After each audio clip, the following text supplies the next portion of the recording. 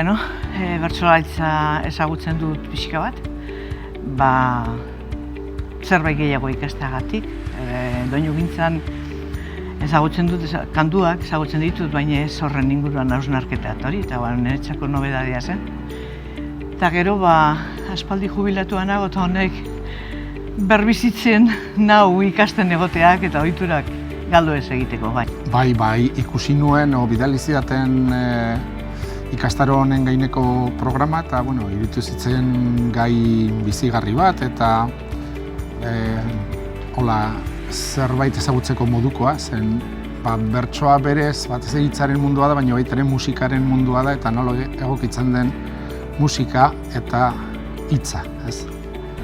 Bueno, beste nire alaba hizlarietako bat dela. Ordu, ni berez ekonomilaria naiz, beti bertsogintza gustoko izan dut, Euskaldun berriok bezala, eta, ikusi dut programa honetan bertsogintzari beste normalean Mari Errauskin esan genezakeen alor batetik heldu zaiola. Hau da, kantagintza eta ezain beste doinugintza, eta orduan hori gustoko haukat. Bai, nik uste dut nahiko egoera honean dagoela, alor ezberdinetan murgiltzen dena eta bide berriak arakatzen, bilatzen ari dena.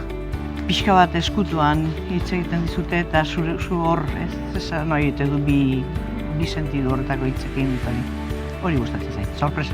Hain zuzen ere, jende askorengan kolektiboki sortzen duen zirrara. Ez ere gustuko gauzekin, ezta? Gustuko gauza diren lekuan, aldaparik ez.